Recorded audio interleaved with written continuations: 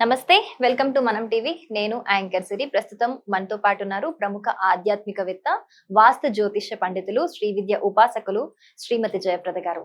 అమ్మతో మాట్లాడదాం. అమ్మ నమస్తే. నమస్తే అమ్మా, శ్రీమాత్రే నమః. అమ్మ, ఈ రోజు ప్రత్యేకంగా మీరు ఎవరి స్వభావం అంటే రాసుల బట్టైనా నక్షత్రాల బట్టైనా స్వభావం బాగా చెప్తారు. కరెక్ట్ గా చాలా మంది కూడా రిలేట్ అయ్యి కమెంట్స్ చేస్తూ కూడా ఉంటారు. సో ఈ రోజు మనము రాసుల బట్టి ఎవరి స్వభావం ఏ విధంగా ఉంటుంది అనేది ఒక్కొక్క రాశి బట్టి మాట్లాడుకున్నాం. తప్పకుండా. కుంభం. కుంభరాశి. కుంభరాశి వారు సుఖవంతమైన జీవితాన్ని అనుభవించే వాళ్ళే వీళ్ళు. ఎందుకంటే వాళ్ళకి కావాల్సిన కంఫర్ట్స్ ఎప్పుడు వాళ్ళ జీవితంలో వాళ్ళ చేతిలోకి వస్తాయి. కుంభరాశి అనగానే ఏంటంటే మనకి శని భగవానుడు త్రికోణంగా ఉండే రాశి. తర్వాత ఎక్కువగా ప్లస్లు ఉండే రాశి అది. ఎందుకంటే వాళ్ళు ఉండే నక్షత్రాలు, అందులో ఉండే నక్షత్రాలు కన్నా చాలా కంఫర్టబుల్ ఉండే నక్షత్రం అన్నమాట వాళ్ళు. శతభిష, ధనిష్ట, పూర్వభద్ర. ఈ 3 నక్షత్రాల కన్నా గురువు ఒక సంబంధించింది, తర్వాత రాహు సంబంధించింది, కుజుడికి సంబంధించింది. ఈ 3 కన్నా ఏంటంటే వాళ్ళ సెల్ఫ్ డిఫెన్స్, అంటే ఎప్పుడు కూడా వాళ్ళు కాపాడుకునే శక్తి, సమర్థత ఉన్నవాళ్ళు. సో వాళ్ళు కాపాడుకుంటారు. సో అందుకని కుంభరాశి వాళ్ళు కంఫర్టబుల్ లైఫ్ అనమాట. వాళ్ళు ఎక్కడున్నా వాళ్ళదే పై చేయి ఉంటుంది. వాళ్ళు అనుకుంది వాళ్ళు చేసేస్తూ ఉంటారు. ఎదుటి వాళ్ళ దగ్గర చాలా సాఫ్ట్గా మీరు చెప్పింది చేస్తాం అని చెప్తా అంటారు, కానీ చేయరు.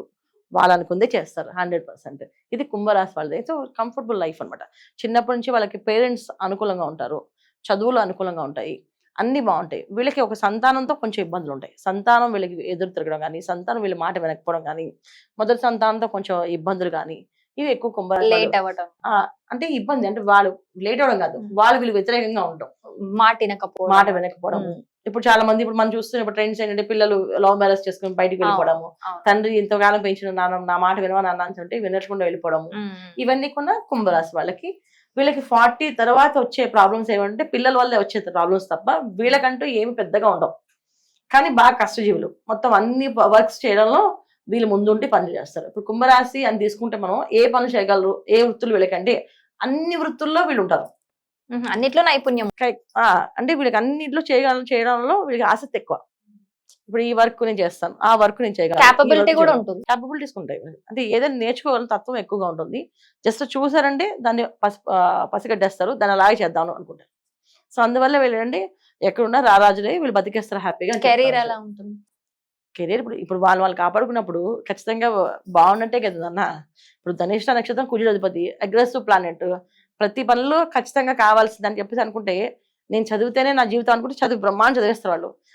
లీస్ట్ మార్క్స్ వచ్చిన వాళ్ళ 10th డిగ్రీలో వాళ్ళు హైయెస్ట్ రేంజ్లో వస్తారు. ఎందుకంటే వాళ్ళు తెలిసిపోయింది వాళ్ళ జీవితం.